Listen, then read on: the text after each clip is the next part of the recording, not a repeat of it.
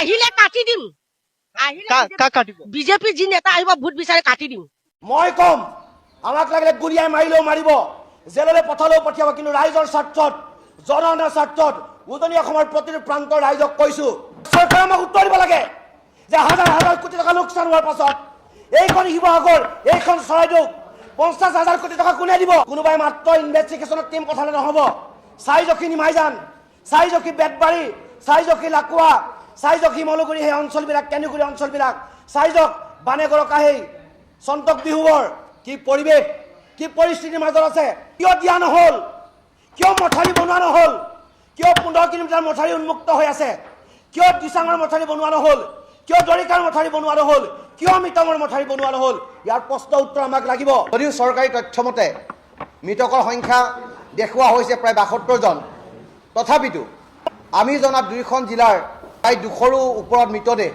এই মুহূৰ্তত ওলাব বুলি আমি অনুমান কৰিছোঁ ক'বলৈ দুখ লাগে বেয়া লাগে যে চৰাইদেউ শিৱসাগৰ আজি অৱস্থা এনেকুৱা ধৰণৰ পৰ্যায় পাইছেগৈ যে মানুহজন ঘৰলৈ ঘূৰি যোৱাৰ পাছত বহু মানুহে নিজকে কিং কৰ্তব্য বিমুখ হৈ কি কৰিব কি নকৰিব তাক লৈ প্ৰশ্ন উদ্দেশ হৈছে আৰু অসমৰ ৰাইজে কথাবিলাক গম পাব লাগিব যে উজনি অসমৰ যি পৰিৱেশ সেই পৰিৱেশে সমগ্ৰ অসমৰ ৰাইজক কন্দুৱাইছে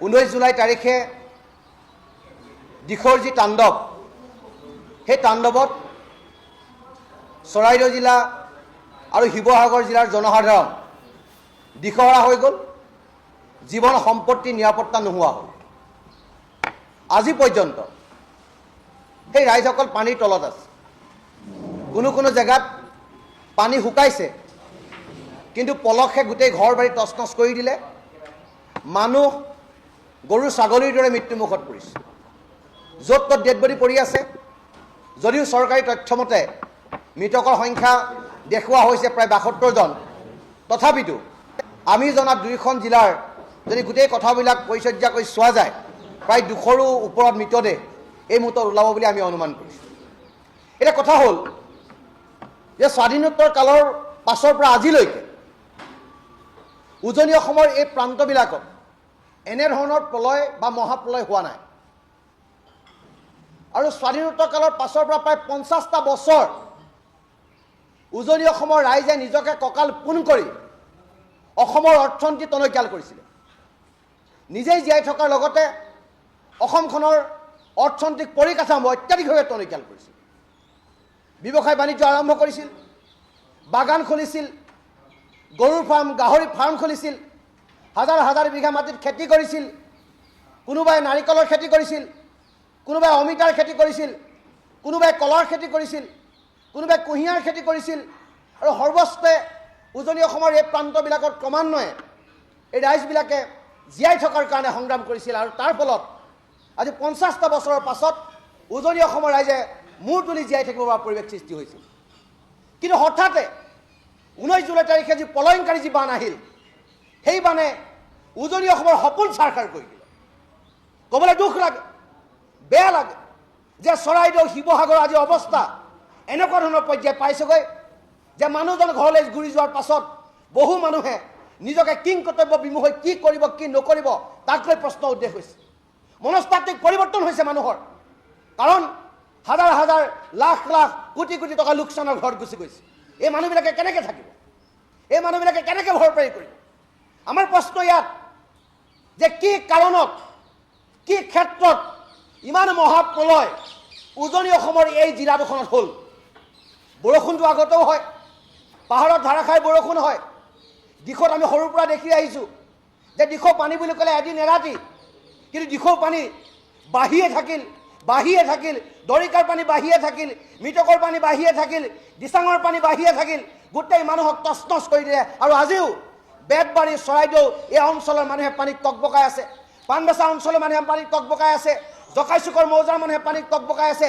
কিয় লাকুৱাৰ তছনছ হৈ গুচি গৈছে লাকুৱাৰ সম্ভ্ৰান্ত মানুহৰ চিনচাপ হৈ গ'ল কিয় হ'ল কি কাৰণে হ'ল তাক আমাৰ প্ৰশ্ন তাৰ উত্তৰ লাগিব যে চৰকাৰ গাফিলতি ক'ত যে চৰকাৰ গাফিলতি তাত যে 100 কিলোমিটাৰ দিশৰ দৈৰ্ঘ্য 100 কিলোমিটাৰ দিশৰ দৈৰ্ঘ্যত 15 কিলোমিটাৰ কিয় বান্ধ নাই কিয় মথাউৰি আজিলৈকে বনোৱা নহ'ল? কিয় 1950 চন বা 60 চনলৈকে বনোৱা এই মথাউৰিবিলাক আজিলৈকে ওখ কৰা নহ'ল? কিয় মথাউৰিবিলাকৰ বহন ক্ষমতা অত্যাধিক কৰা নহ'ল? কিয় ৰিং বান্ধত কোটি কোটি টকা খৰচ কৰা নহ'ল? এই প্ৰশ্নবিলাকৰ উত্তৰ লাগিব। দৰিকা দলঙত দৰিকা নদীত মাত্ৰ 14 কিলোমিটাৰ মথাউৰি আছে, বাকী মথাউৰি কিয় আজিলৈকে বনোৱা নহ'ল? মিটঙৰ মথাউৰি কিয় বনোৱা নহ'ল? দৰিকাৰ মথাউৰি কিয় বনোৱা নহ'ল? দিচাঙৰ মথাউৰি কিয় বনোৱা নহ'ল? এই কথা বতৰাবিলাক উত্তৰ চৰকাৰে আমাক দিব লাগিব। যদি চৰকাৰে সময় থাকোঁতে এই কামবিলাক কৰিলে হয়, তেতিয়াহ'লে উজনি অসমৰ এই জিলা দুখনৰ এনেকুৱা হাৰ ভাগি যোৱা পৰিৱেশ সৃষ্টি নহ'ল হয়। এতিয়া চৰকাৰে আমাক উত্তৰ দিব লাগে যে হাজাৰ হাজাৰ কোটি টকা লোকচান হোৱাৰ পাছত এইখন শিৱসাগৰ, এইখন চৰাইদেউ 50,000 কোটি টকা কোনে দিব? এই পৰিৱেশক কোনে উদ্ধাৰ কৰিব? সেই কথা অসম চৰকাৰে আমাক জনাব লাগিব। সেই কথা চৰকাৰে আমাক বুজাব লাগিব। উজনি অসমৰ প্ৰান্তলৈ আহক। কোনোবাই মাত্ৰ ইনভেষ্টিগেশ্যনৰ টিম পঠালে নহ'ব।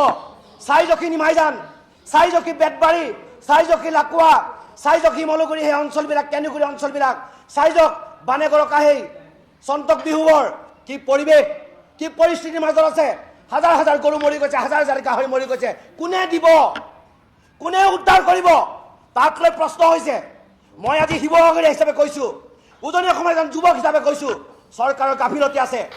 কাৰণ চৰকাৰে এইকাৰণে গাফিলতি আছে, নগালেণ্ডত দিখৌ নদী বহাৰ ক্ষেত্ৰত কোনো ধৰণৰ জোখ-মাখ জোখাৰ এটা যন্ত্ৰ নাই। তাত কিয় নাই? কিয় দিয়া নহ'ল? কিয় মথাউৰি বনোৱা নহ'ল? কিয় 15 কিলোমিটাৰ মথাউৰি উন্মুক্ত হৈ আছে? কিয় দিচাঙৰ মথাউৰি বনোৱা নহ'ল? কিয় দৰিকাৰ মথাউৰি বনোৱা নহ'ল? কিয় মিটঙৰ মথাউৰি বনোৱা নহ'ল? ইয়াৰ প্ৰশ্ন উত্তৰ আমাক লাগিব। আৰু এটা কথা স্পষ্টভাৱে কৈছোঁ, আমিও অনুসন্ধান কৰি আছোঁ।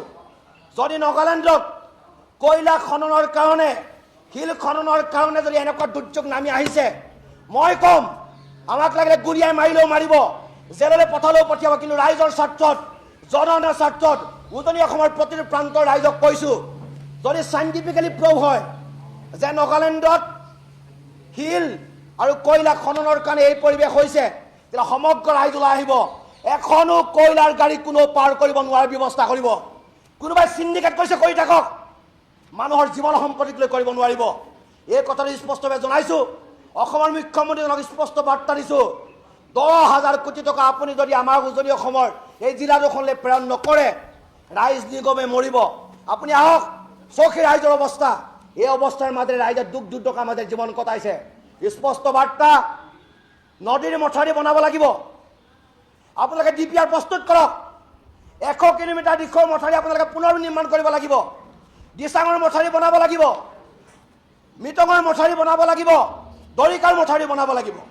আমাক পাৰ্মানেণ্ট চলিউশ্যন লাগে। আজি পইচা দিছে, আজি সাহায্য দিছে, অহা কালিলৈ কি হ'ব? আকৌ যদি বান হয় অহা বছৰ, তেতিয়া উজনি অসমৰ এই প্ৰান্তবিলাকত কি হ'ব? এই কথা বতৰাবিলাক আছে। গতিকে সেইকাৰণে কৈছোঁ, খুবেৰে কৈছোঁ, আক্ষেপেৰে কৈছোঁ, কাৰণ দুখ আছে। আমি দেখিছোঁ ৰাইজৰ বেদনা। গতিকে সেইকাৰণে কৈছোঁ যে স্পষ্ট বাৰ্তা, যদি কিবা কাৰণত আমি গম পাওঁ যে এই কামবিলাক চৰকাৰে নাই কৰা, তেতিয়া পৰিৱেশ বেলেগ কৰি দিম। আমি জীয়াই থাকিব লাগিব আমি। আৰু কয়লা শিলৰ খননৰ কাৰণে যদি এই ধৰণৰ দুৰ্যোগ নামি আহিছে, তেতিয়াহ'লে উজনি অসমৰ পৰা এখনো গাড়ী পাৰ হ'বলৈ আমি নিদিওঁ। কাৰণ কয়লাক খান্দি দিবলৈ আমি কেতিয়াও নিদিওঁ। এনেধৰণৰ চিণ্ডিকেট চলাই, এনেধৰণৰ বাৰ্তা প্ৰেৰণ কৰি উজনি অসমৰ ৰাইজক প্ৰাণে মৰাৰী, প্ৰলয়ংকাৰী এই যে বিভীষিকা, সেই বিভীষিকা আমি পুনৰ বিচৰা নাই। সেই কথা আমি স্পষ্টভাৱে বাৰ্তা প্ৰেৰণ কৰিম। জ্যেষ্ঠসকলে এনেই কয়নে, যি হয় ভালৰ বাবেই হয়।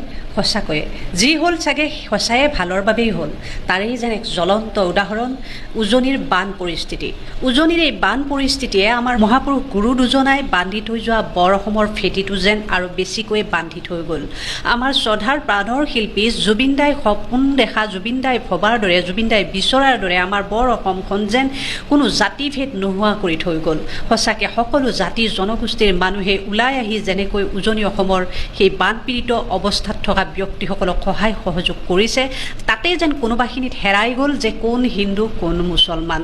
তাতেই যেন কোনোবাখিনিত মানুহে প্ৰশ্ন কৰিবলৈ পাহৰি গ'ল যে এয়া মিয়া নে এয়া অসমীয়া, কোন হিন্দু কোন মুছলমান, সকলো যেন একাকাৰ। বানত সাহায্য দিবলৈ যোৱা কোনোবা ব্যক্তিয়ে সুধিছে যে কোন হিন্দু কোন মুছলমান, না বানাক্ৰান্ত অৱস্থাত থকা সাহায্য লোৱা সেই ব্যক্তিসকলে কাৰোবাক সুধিছে যে আপুনি হিন্দু নে আপুনি মুছলমান। কোনো কাকো জাতিভেদৰ পৰিচয় নোহোৱাকৈ, নোসোধাকৈ, বাছ বিচাৰ নকৰাকৈ দেউতাজনেও মানৱতা মানৱতাৰ এক শ্ৰেষ্ঠ উদাহৰণ দেখুৱাই বান সাহায্য দিছে আৰু লওঁতা জনায়ো খুব সুন্দৰভাৱে তেওঁলোকক আশীৰ্বাদ দি মনৰ পৰা সন্তুষ্টি লাভ কৰি সেই বানৰ সাহায্য নিজ হাতে গ্ৰহণ কৰিছে। ইয়াতকৈ আৰু ডাঙৰ উদাহৰণ কিবা লাগিছেনে? সঁচাকৈয়ে জুবিন দাই বিচৰা এই বৰ অসমখন যেন এয়াই, সঁচাকৈয়ে মহাপুৰুষ দুজনাই গঢ়ি থৈ যোৱা আমাৰ বৰ অসমখন যেন এয়াই আছিল। এইখিনিতে সেই হিন্দু মুছলমান কৰি সাম্প্ৰদায়িকতাৰ বিভাজনৰ ৰাজনীতি কৰা সকলে আচলতে শিক্ষা লোৱা উচিত। তেওঁলোকক মই ক'ব বিচাৰিছোঁ যে আপোনালোকে ইয়াৰ পৰা শিক্ষা লওক। আপোনালোকে ইমান দিনে যে এই জাতিভেদৰ কথা কৈ কৈ অসমখনক বিভাজন কৰিব বিচাৰিছিল, আমাৰ জাতিটোক ধ্বংস কৰিব বিচাৰিছিল, আমাৰ মাজত কাজিয়া পেচাল কৰি সমাজখন বিনষ্ট কৰিব বিচাৰিছিল, ইয়াৰ পৰা আপোনালোকে উচিত শিক্ষা লোৱা উচিত। আৰু আজি মই আমাৰ মাননীয় মুখ্যমন্ত্ৰীয়ে এটা পোষ্ট দিছিলে, কালি কৈছিলে যে 12 কোটি টকা যেতিয়ালৈ হ'ব, এই 12 কোটি টকাৰ পৰা বানত ককবকাই থকা মহিলাসকলক বিশেষকৈ দুযোৰকৈ কাপোৰ মেখেলা চাদৰ দিব, টি শ্বাৰ্ট দিব, এনেকুৱা ধৰণৰ তেওঁ কথা উল্লেখ কৰা দেখিবলৈ পাইছিলোঁ। আচলতে এয়া খুব হাস্যকৰ, খুব হাস্যকৰ বুলি এইকাৰণে কৈছোঁ, বানাক্ৰান্তক সহায় কৰিবৰ কাৰণে ৰাইজৰ পৰা সহায় বিচাৰি তেওঁ যদি কাৰোবাক কাপোৰ দি চৰকাৰৰ সদনাম ল'ব বিচাৰিছে, চৰকাৰে সাহায্য কৰা বুলি ক'ব বিচাৰিছে, এয়া চৰম লজ্জাজনক বিষয়। লজ্জাজনক বিষয় বুলি এইকাৰণে কৈছোঁ যে চৰকাৰ এখনক সাধাৰণ জনসাধাৰণে কি কাৰণে নিৰ্বাচন কৰে। আজিৰ তাৰিখত আমি কোনো এজন মন্ত্ৰী বিধায়কক আমি তাত বানাক্ৰান্তৰ কাষত থিয় হৈ বানপানীত খোজকাঢ়ি গৈ মানুহৰ মাজত সোমাই খবৰ বাতৰি লোৱা আজিৰ তাৰিখলৈ আমি দেখা নাই। দেখিছোঁ যদি এজন মানুহকে দেখিছোঁ, সেই মানুহজনক মই ইয়াৰ পিছতে আপোনালোকক দেখুৱাই আছোঁ। এতিয়া ক'ব বিচাৰিছোঁ, মুখ্যমন্ত্ৰীদেৱে সেই 12 কোটি টকাৰ কথা যি কৈছে, এই 12 কোটি টকা আমাৰ জনসাধাৰণৰ পৰা তেওঁলোকে বিচৰাৰ দৰে লজ্জাজনক কাম কৰিব নালাগে। জনসাধাৰণে যদি কোনোবাই দিব বিচাৰিছে, নিজ হাতে নিজ স্ব ইচ্ছাই আপোনালোকৰ CM ৰিলিফ ফাণ্ডত তেওঁলোকে একাউণ্টত দিব, আৰু যিয়ে দিছে নিজ ইচ্ছাই স্ব ইচ্ছাই শিৱসাগৰৰ সেই যোৰহাটৰ মৰিয়নি টিয়কৰ ডিব্ৰুগড়ৰ নাজিৰাৰ দৰে সেই ঠাইলৈ নিজে গৈ তেওঁলোকে বান সাহায্য বিতৰণ কৰিছে, টকা পইচা যিমান পাৰে তেওঁলোকে আৰ্থিক সাহায্য বিতৰণ কৰিছে। এই ক্ষেত্ৰত চৰকাৰৰ ফালৰ পৰা আপোনালোকৰ যদি দায়িত্ব আছে, আপুনি যদি মুখ্যমন্ত্ৰী হিচাপে কিবা দায়িত্ব আছে বুলি ভাবে, তেতিয়াহ'লে আপোনালোকে নিজাববীয়াকৈ আপোনালোকৰ CM ফাণ্ডত আগতে উঠা টকা নিশ্চয় আছে, সেই টকাৰ পৰা আপোনালোকৰ মন্ত্ৰী বিধায়কসকলৰ পৰা উঠা টকাৰ পৰা আপোনালোকে তাত বান সাহায্য দিয়ক। তেতিয়াহে মানুহে আপোনালোকক বুজি পাব আচলতে আপোনালোকে কি কৰি আছে। এটা কথা, এই যে 12 কোটি টকা, সাধাৰণ জনসাধাৰণে 12 কোটি টকা দিব নালাগে। আপোনালোকৰ 126 জন বিধায়কৰ ভিতৰত আপোনালোকৰতো 105 জন বিধায়ক আছে। 105 জন বিধায়কৰ ভিতৰত যদি 8,72,000 কোটি টকা আপোনালোকে এজন বিধায়কে দিয়ে, তেতিয়াহ'লে 12 কোটি টকা খুব ধুনীয়াকৈ যোগ হৈ যাব। আৰু এজন বিধায়কে 8 লাখ বা 9 লাখ টকা এটা দিব নোৱাৰে নেকি? নোৱাৰাৰ কাৰণ কি থাকিব পাৰে? সৰ্বসাধাৰণ ৰাইজে কোনো মন্ত্ৰিত্বৰ বাবদ নথকা, কোনো মন্ত্ৰীৰ দায়িত্বত নাথাকা, চৰকাৰত নথকা মানুহে যদি 2 কোটি টকালৈ অনুদান দিব পাৰে, তেতিয়াহ'লে আপোনালোকৰ চৰকাৰৰ মন্ত্ৰিত্বৰ বাপ পোৱা মানুহবিলাকে 8 লাখ 9 লাখ টকা এটা কিয় বানাক্ৰান্তৰ নামত খৰচ কৰিব নোৱাৰে? প্ৰত্যেকগৰাকী বিধায়কে 10 লাখ টকাকৈ দিয়ক, 2 কোটি, তাতেই আপোনালোকৰ 14-15 কোটি টকা এটা আৰামছে উঠি যাব, আৰু সৰ্বসাধাৰণ ৰাইজক আপোনালোকে মাধমাৰ দিয়াৰ কোনো প্ৰয়োজন নাই। আৰু এইখিনিতে চাওক, ৰাতিক দিন কৰি শদিয়াৰ পৰা ধুবুৰীলৈ বানাক্ৰান্তৰ কাষত থিয় দিয়া এইগৰাকী ব্যক্তিক নিশ্চয় আপোনালোকে চিনি পাইছে, ক'ত শুই আছে।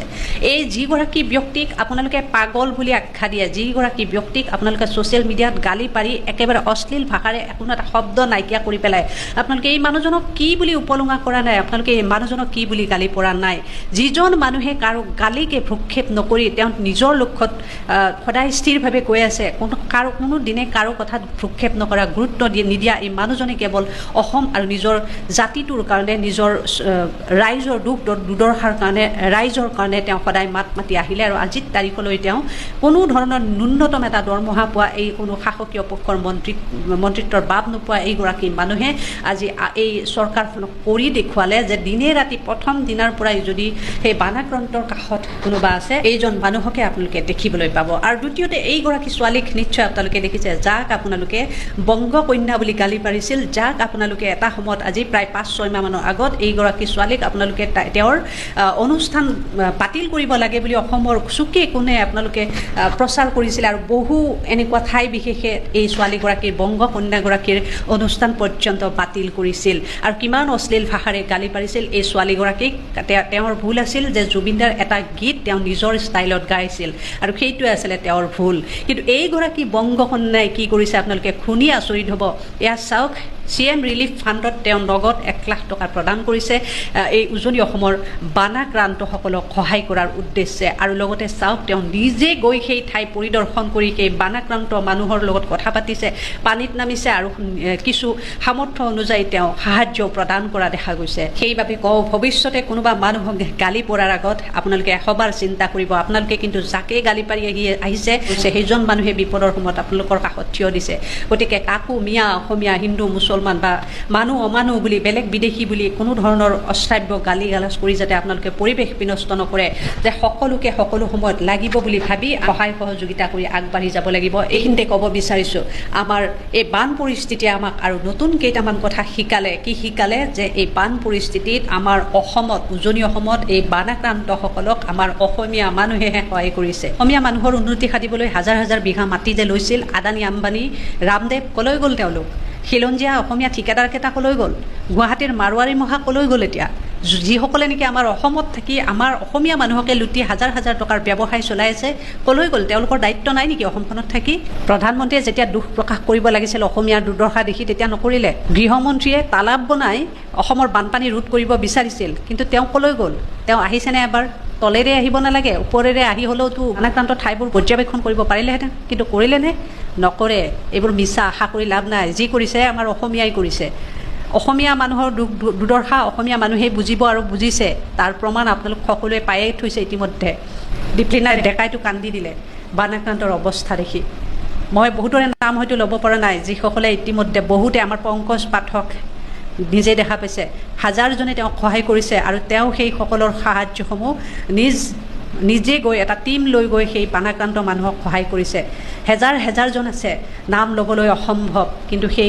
গোটেই মানুহবোৰ আমাৰ অসমীয়াই হয় তাত এজনো বিহাৰী বঙালী বাহিৰা মানুহ এজনো নাই আমাৰ অসমীয়া মানুহেই অসমীয়া মানুহক সহায় কৰি থকাৰ দৃশ্য দেখিছোঁ আমি সঁচাকৈ আমাক যেন এই বানপানীয়ে বহু কথা শিকাই গ'ল বহুত দৃশ্য আমাক দেখুৱাই থৈ গ'ল আমি এতিয়া তাৰ পৰা নীতি শিক্ষা লোৱা উচিত আমি তাৰ পৰা এতিয়া বহু কথা শিকাৰ সময় আহি পৰিছে বহু কথা আমি মগজুত ভৰাই লোৱাৰ সময় আহিছে আমি অযথা হৈ হুলস্থুল কৰি থাকিলে আমাৰ সমস্যাৰ সমাধান নহয় আমাক কোনো বিদেশী বহিৰাগত মানুহে আহি আমাক সহায় নকৰে আমাক এখন ঘৰৰ ভাইয়ে যেনেকৈ বেয়া হ'লেও কাজিয়া লাগিলেও আমি সকলো আমি তেনেকৈ প্ৰত্যেক অসমীয়াৰ সহায় হ'ব লাগে বুলি সহায় হয় বুলি আমি এই বানপানীৰ পৰা আমি শিক্ষা লোৱা উচিত শেষত এটা কথা কওঁ এই মানুহকেইজনক নিশ্চয় দেখিছে ফটোত নাম মই নলওঁ আৰু তেওঁলোকে কি কৰিছে সেয়াও মই আজি নকওঁ একো মই নকলেও আপোনালোক সকলোৱে জানে তেওঁলোকে কি কৰিছে অসমৰ ইতিহাসত কোনেও কৰিব নোৱাৰা কাম তেওঁলোকে কৰি দেখাইছে তাকো শেষত নহয় প্ৰথম সেই বানাক্ৰান্তৰ কাষত থিয় হৈ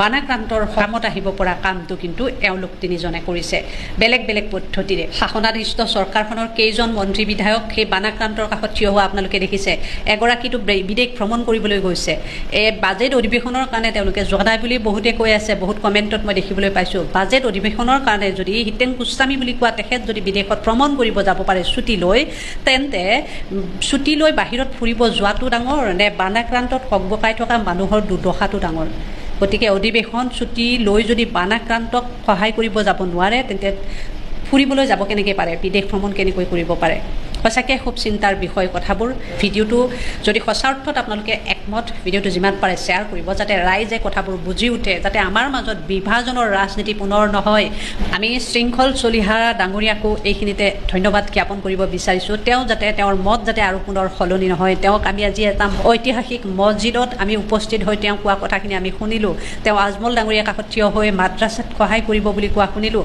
আজমল ডাঙৰীয়াই মন্দিৰত সহায় কৰিব বুলি কোৱা শুনিলোঁ ইয়াতকৈ আৰু আমাৰ বাবে ডাঙৰ বা আনন্দৰ বিষয় বিশেষ বেলেগ একো হ'ব নোৱাৰে আমি এনেকুৱা এখন অসমে বিচাৰিছিলোঁ এনেকুৱা শংকৰ এজনৰ দেশখনতে আমি জীয়াই থকাটো কামনা কৰিছিলোঁ যিখন দেশৰ কল্পনা আমাৰ প্ৰাণৰ শিল্পীগৰাকীয়ে কেতিয়াবাই কৰি থৈ গৈছে গতিকে আমি এতিয়া সেইখিনি কৰ্মত পৰিণত কৰাৰ সময় তেতিয়াহে আমি জুবিনদাৰ আদৰ্শ জীয়াই ৰাখিব পাৰিম ধন্যবাদ জয় আই অসম লোকৰ পিঠৰে বিহু পাতে নেকি বিজেপি চৰকাৰে মুখ্যমন্ত্ৰীৰ সাহায্য পুঁজিৰ নামত কি ঘটিছে বিজেপিৰ কোন মন্ত্ৰী বিধায়কে কিমান ধন দিলে CM ৰিলিফ ফাণ্ডলৈ কেৱল ৰাজ্যৰ দান দক্ষিণাৰ ওপৰতে ভৰসা নেকি বিজেপি চৰকাৰৰ বানত ককবকাই আছে বানাক্ৰান্ত বিধানসভাত লুচিপুৰীৰ জুতি লোৱাত ব্যস্ত বিজেপিৰ মন্ত্ৰী বিধায়ক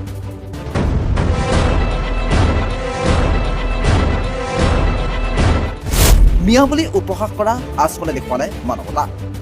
ক'ত গ'ল মুখ্যমন্ত্ৰীৰ ঘনিষ্ঠ ঠিকাদাৰসকল?